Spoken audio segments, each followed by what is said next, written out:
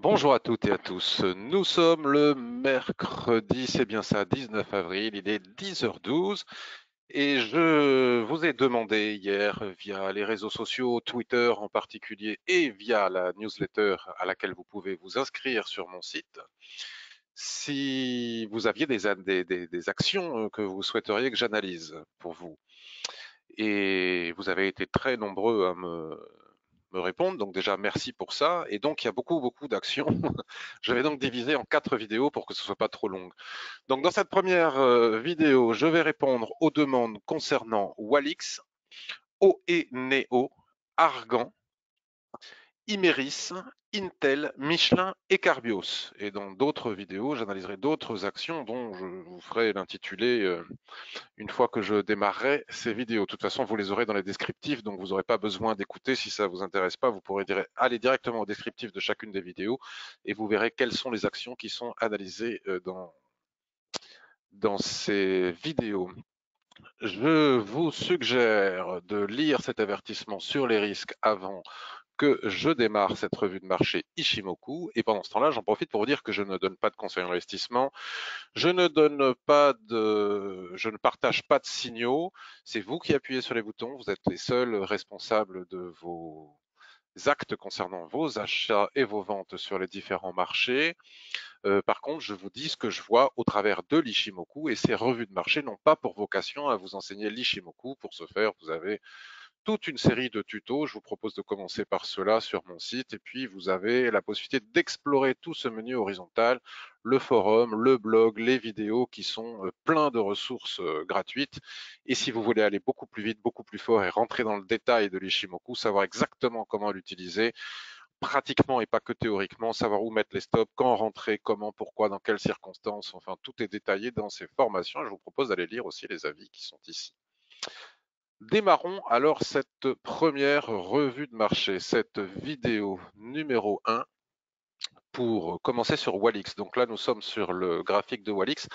Alors, une dernière précision, je n'ai absolument pas regardé les analyses fondamentales sur toutes les actions que vous me demandez d'analyser. C'est un travail, à mon avis, qu'il faut faire.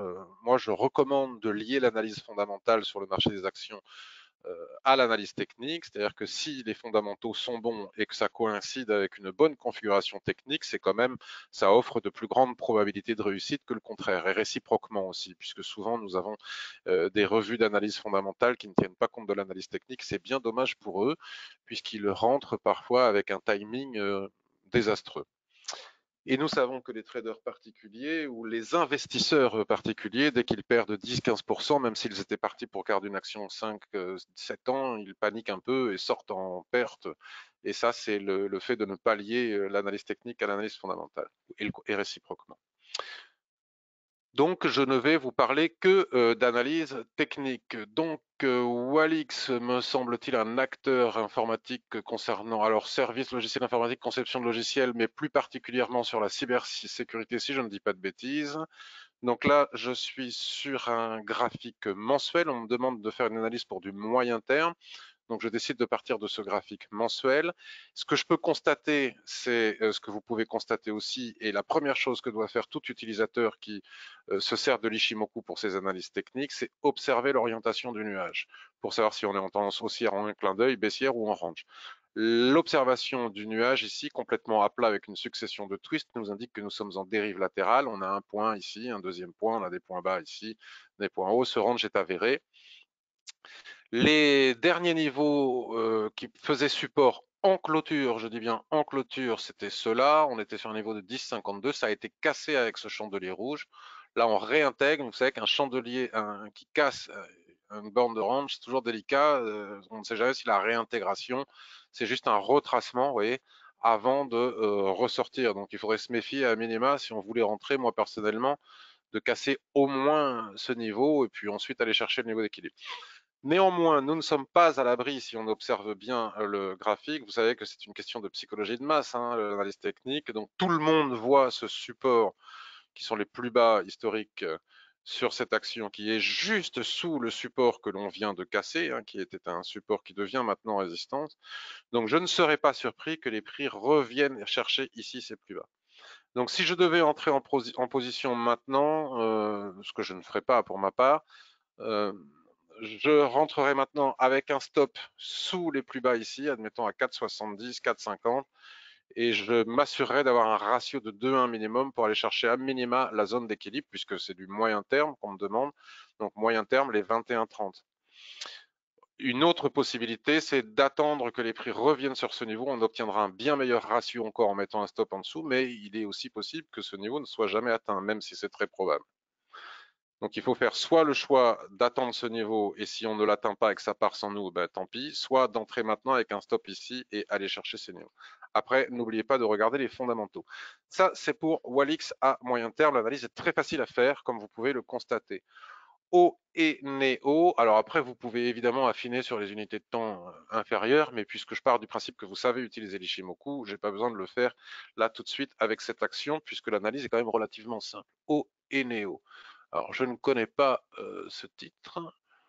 Le graphique mensuel est magnifique, je vois. Biens et services industriels, industrie généraliste, emballage et conteneurs. Alors là, déjà, vous voyez, sur le titre précédent, on observait le nuage, on le voyait à plat, donc on se disait qu'on était en orange. Là, ici, on observe le nuage, il est parfaitement bien orienté à la hausse. Nous savons donc que la tendance est haussière. On n'a pas besoin du nuage Ishimoku pour le voir, mais parfois, ça peut aider certaines personnes. Et ce qui est remarquable ici, c'est qu'on s'aperçoit que la Kijun-sen, même si elle est légèrement dépassée ici, quelques mèches ici, est un niveau de support qui tient particulièrement bien. Alors, quelle est la question qu'on me pose? C'est une personne qui est rentrée à 13,40 en hebdomadaire, cassure haut de range, plus Kijun mensuel.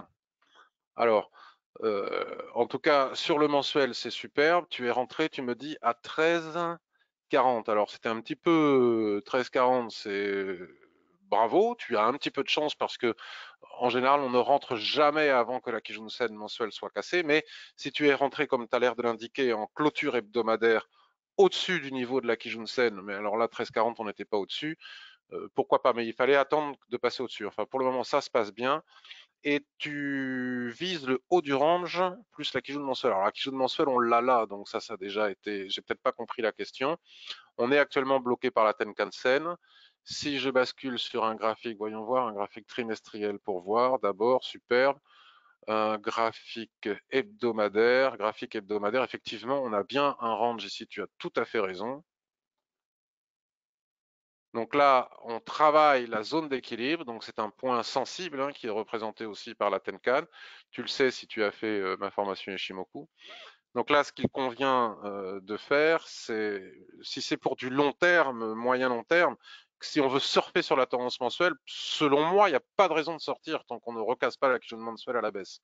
Maintenant, si c'est pour du moyen terme, que tu es rentré ici avec ce petit ressaut en bas de range, admettons, tu vises la zone d'équilibre, tu as atteint déjà ton premier objectif ici avec la zone d'équilibre, et ici, tu te fies à ce qui est écrit dans ma formation, c'est-à-dire les chandeliers japonais, qu'est-ce qu'ils vont décider de dessiner ici sur cette zone d'équilibre. Soit tu as un chandelier de retournement baissier et il est préférable d'encaisser les bénéfices, ça c'est pour du swing trading, soit il y a une zone d'hésitation, ici très souvent on fait plusieurs chandeliers d'hésitation, et à un moment donné on a un chandelier de continuation ou un chandelier de retournement. Le chandelier de continuation nous indique une forte probabilité de revenir à minima chercher ce niveau des 15,50, voire la borne haute ici. Si au contraire c'est un chandelier de retournement, il est préférable d'encaisser les bénéfices.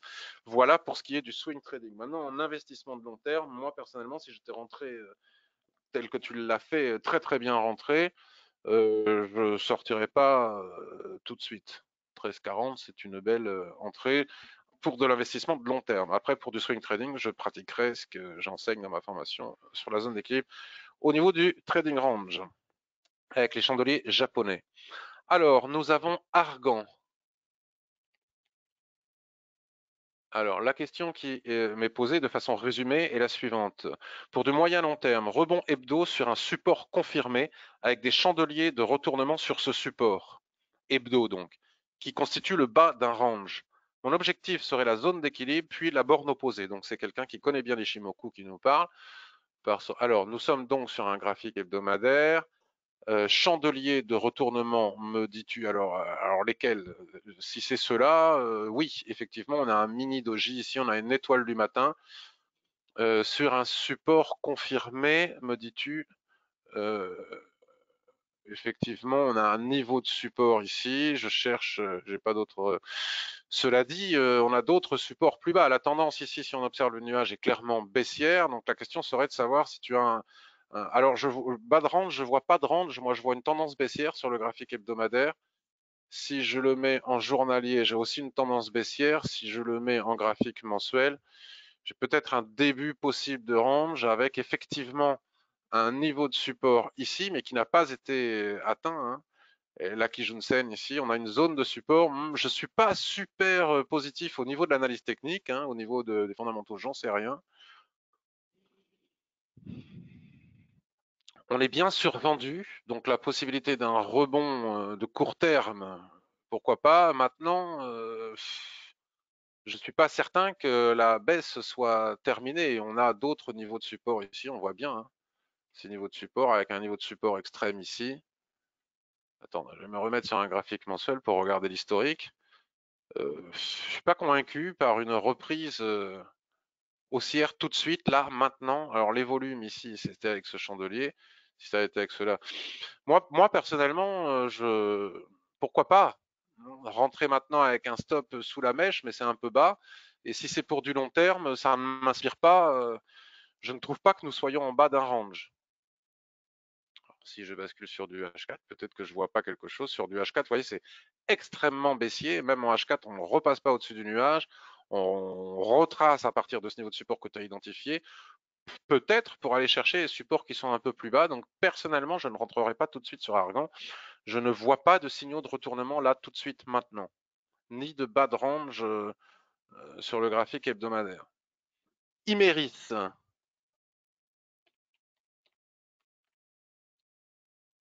Alors, Imeris, que l'on connaît tous, on va se mettre sur un graphique mensuel pour démarrer. On va faire le ménage ici, parce que ça, c'est des analyses que j'avais fait il y a très longtemps, mais qui, je vois, restent tout à fait pertinentes d'ailleurs. Vous voyez, tous les niveaux qui a été donné restent toujours pertinents, et ça a été fait il y a longtemps. Autrement dit, ça ne bouge pas beaucoup. Supprimer tous les objets tracés dans cette étude. Paf. Voilà. Donc la question est la suivante. Imeris, j'ai acheté à 38, objectif équilibre ou borne opposée en daily. Alors on va basculer directement sur un daily. On a bien un twist du nuage, on a bien un nuage à plat, on a bien la possibilité à partir de cette information de tracer un probable range. Alors là, le problème c'est que nous avons bien une borne ici, donc dans ces cas-là, et uniquement dans ces cas-là, quand je ne peux pas faire autrement, j'utilise les retracements de Fibonacci, je mets le niveau de 50%, et on a bien effectivement la borne basse. Le souci que l'on a avec ce type de range, c'est que, comme je vous l'indiquais sur quoi? Sur ONEO ou Walik, je ne sais plus, le marché voit la même chose que ce que l'on voit nous. C'est-à-dire que le marché, en tout cas ceux qui font bouger les prix, voient bien les niveaux de support qu'il y a juste en dessous, celui-là, et il n'y a pas de raison qu'il n'aille pas le chercher, étant donné qu'il est vraiment très près. Tu es rentré à 38 et tu cherches la zone d'équilibre. 38. 38, ouais, c'est-à-dire que tu es rentré avec ces chandeliers de retournement. Donc c'est très bien.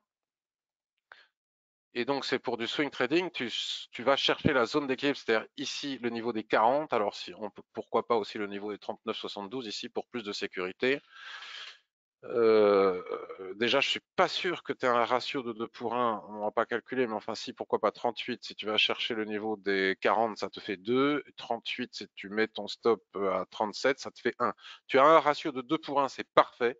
Donc, même si tu perds ce trade avec un ratio de 2 pour 1, tu dureras longtemps sur les marchés. Et si tu gagnes pas celui-là, tu en gagneras d'autres qui, avec un seul gain, tu effaces deux pertes en ayant ce type de ratio. On a bien ici des chandeliers de retournement, donc je peux tout à fait comprendre. Alors après, il faut bien regarder aussi, pourquoi pas, les fondamentaux. Je peux tout à fait comprendre un achat avec ces chandeliers de retournement pour aller chercher la zone que tu indiques, voire l'opposé. Néanmoins, je ne serais pas surpris non plus, vu la difficulté du rebond. On voit bien hein, l'hésitation ici avec ces chandeliers de retournement qui pour le moment ne donnent pas grand-chose.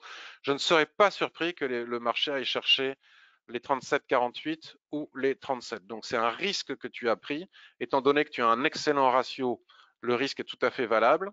Ça peut tout à fait marcher, mais on n'est pas à l'abri d'avoir un retracement sur ce niveau de SSB, pas un retracement, une percée sur ces niveaux, parce que le marché, comme toi et moi, voit bien, on a un gap ici, hein, qui pourrait être aussi comblé, donc on est bien sur ces niveaux de support, donc c'est pas impossible d'aller les chercher.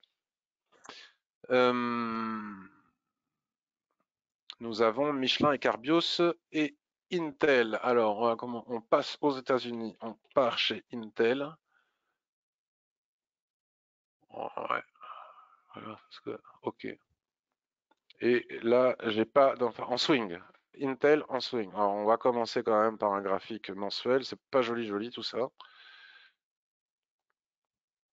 Le nuage est bien baissier. Affiché, supprimer les objets tracés dans cette étude. Ça n'inspire pas des masses, hein. Là, on va essayer de regarder. Alors déjà, rentrer en swing trading après l'avalement. Là, on a des niveaux de résistance partout.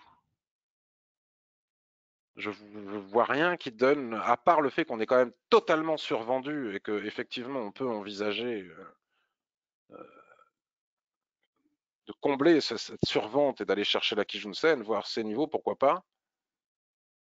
On est quand même très baissier, très baissier, très baissier. Je regarde. Bon, cet avalement est sympa. Il se produit avec de gros volumes.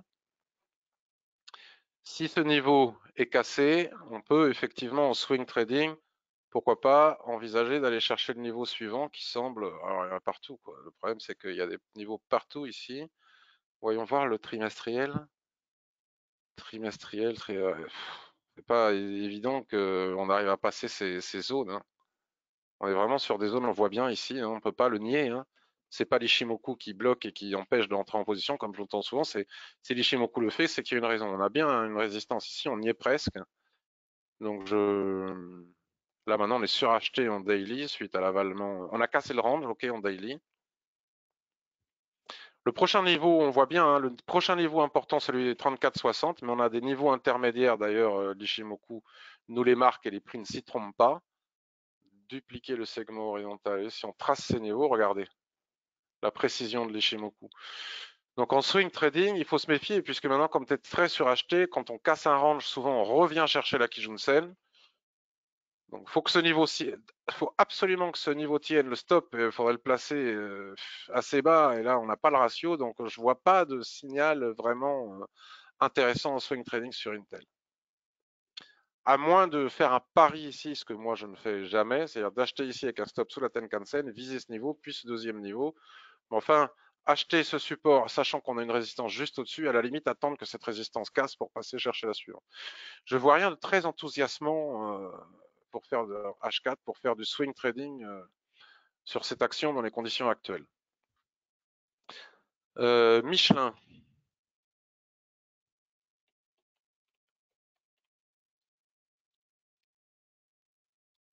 Alors, pas de question particulière. Voyons, Michelin et Carbios pour du long terme. Donc, il dit long terme, il faudrait qu'on reprécise ensemble ce que c'est que le long terme. Est-ce que c'est pour un investissement sur plusieurs années, plusieurs mois, plusieurs semaines? Alors, Michelin a un problème si on part du graphique mensuel, ce que je fais depuis le début de cette revue de marché, c'est que les prix sont sous la Kijun-sen depuis maintenant janvier 2023. Donc 1, 2, 3, 4 mois sous la Kijun-sen sans la passer. Il est clair qu'on ne va pas acheter sous la Kijun-sen maintenant alors qu'elle ne passe pas depuis plusieurs mois. On ne peut pas deviner, se dire tiens, bah c'est ce mois-ci que ça va casser. On n'en sait rien du tout. Si ça n'a pas été le cas, il faut attendre de casser ce niveau. Ça me paraît impératif et j'ai envie de dire qu'il n'y a rien à ajouter. Mince. C'est dupliqué. Après, on passe au niveau suivant. C'est pas facile. Alors là, ce qui est intéressant, c'est qu'on a repris. On pouvait pas acheter en cassure trimestrielle ici parce que c'était à peine cassé, c'était pas suffisant. On bloque désormais sous la Tenkan-sen. Après ces trois chandeliers bleus, on voit bien la résistance située juste au-dessus. C'est compliqué d'acheter sous résistance. Alors, j'essaye de trouver un autre moyen de faire. En hebdo, on a le twist du nuage, donc on voit bien le range. Et il se trouve que le range, on est en train de travailler sa borne haute. Alors là aussi, on n'a pas assez d'informations au niveau des points hauts. Donc on aligne, voilà, c'est ça. On est bien là. On est en train de travailler la borne.